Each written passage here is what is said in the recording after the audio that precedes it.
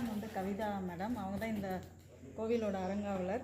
இப்போ கோயிலை அதனோட பெருமைகளை பற்றி இவங்க மேடம் சொல்லுவாங்க. அனைவருக்கும் வணக்கங்க. நான் கவிதா வேணுகோபால், கோயம்புத்தூர்லேருந்து. நாம் இப்போ எங்கே இருக்கோம்னு பார்த்தீங்கன்னா கொங்கு காசி அஷ்டபைரவர் திருக்கோயில் இருக்கிறோம்.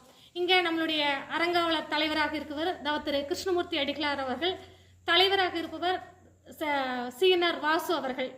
இங்கே பார்த்தீங்கன்னா அஷ்டபைரவரும் ஒரு சேர இங்கே இருக்கிறாங்க. காசிக்கு அடுத்தபடியாக அஷ்டபைரவரும் ஒரு சேர நமக்கு அருள்பாலிக்கும் இடம் வந்து இந்த இடம் தான், நம்மளுடைய கொங்கு காசி தான். இங்கே பார்த்தீங்கன்னா கைகூடு பைரவராக அருள் பாலிச்சுட்டு இருக்கிறாரு. நம்ம கேட்ட வரங்களை எல்லாம் அள்ளி கொடுக்கும் பைரவராக நம்மளுக்கு அருள் பாலிச்சுட்டு இருக்கிறாரு. அஷ்ட பைரவர் அப்படின்னு பார்த்தீங்கன்னா ஒவ்வொரு இடத்துல நம்ம காசியே போனோம்னாலுமே 8 பைரவரும் போய் பார்க்கறதுக்கு ஒரு நாளையில் நம்ம பார்க்க முடியாது. ஏன்னா 8 திக்கிலையும் 8 பைரவர் இருப்பாங்க. ஆனால் நம்மளுடைய கொங்கு காசியில் பார்த்தீங்கன்னா 8 பைரவரும் ஒரு சேர நம்மளுக்கு காட்சி கொடுத்துட்டு இருக்கிறாங்க. இந்த அஷ்டபைரவர் அப்படின்னு பார்த்தீங்கன்னா நம்மளுக்கு வந்து 8 திக்கிலும் இருந்து நம்மளை காக்கக்கூடியவர் தான் அஷ்டபைரவர்கள். இந்த நம்மளுடைய கொங்கு காசி அஷ்டபைரவர் திருக்கோயிலோட சிறப்புகள் என்ன அப்படின்னு பார்த்தீங்கன்னா, பக்தர்கள் வந்து தங்களுடைய கைகளாலேயே பாலாபிஷேகம் பண்ணலாம், தங்களுடைய கைகளாலேயே பைரவருக்கு தீபாராதனை காட்டலாம்.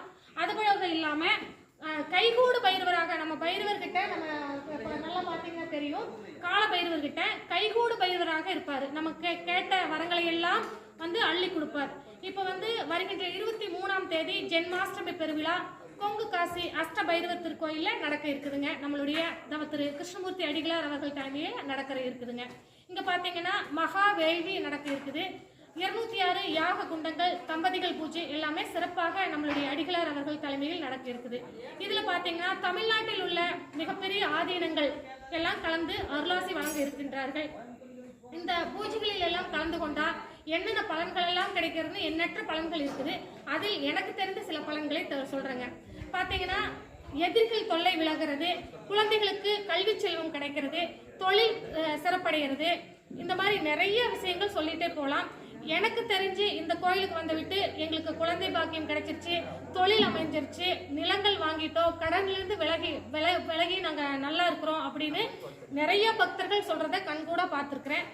என்னுடைய சொந்த அனுபவம் பார்த்தீங்கன்னா, நான் சாதாரண ஒரு விவசாயி, ஒரு பட்டதாரி இருந்தாலும் எனக்கு வந்து பைரவர் மேல மிகுந்த ஒரு ஈடுபாடு.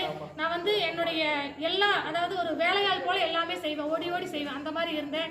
இன்னைக்கு நான் உலக அறிந்த பட்டிமன்ற பேச்சாளராக கவிதா வேணுகோபால்லாம் கொங்கு தமிழ்ல பேசக்கூடிய மிகப்பெரிய பேச்சாளர் அப்படின்னு சொல்லக்கூடிய அளவுக்கு இந்த 3 ஆண்டுகளில் வளர்ந்திருக்கிறேன். அப்படின்னா அதுக்கு காரணம் இந்த கைகூடு பைரவராக அருள்பாலிச்சு கொண்டிருக்கும் அஷ்டபைரவர்கள் தாங்க. அனைவரும் வருக. கொங்கு காசி அஷ்டபைரவர் திருக்கோயிலுங்க. கோவை மாவட்டம் சிறுவாணி மெயின் ரோடு, ஆலாந்துறை அருகில் நாதகவுண்டன் புதூருங்க. கூகுள்ல போய் கொங்கு காசி அப்படின்னு சர்ச் பண்ணீங்கன்னாவே உங்களுக்கு இடம் கிடைக்குங்க.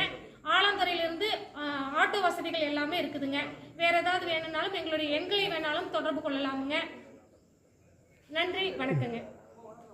ரொம்ப நன்றி மேடம். நன்றிங்க. இவ்வளோ தகவல் வந்து கண்டிப்பாக வந்து இதுவரைக்கும் யாருமே இது வரைக்கும் சொன்னதில்லை தெளிவாக. உண்மையிலேயே மேடம் வந்து ரொம்ப நல்லா. நீங்களும் ஒரு முறை தயவு செஞ்சு வந்து பாருங்க. சூப்பராக பேசுனீங்க. தேங்க்யூ.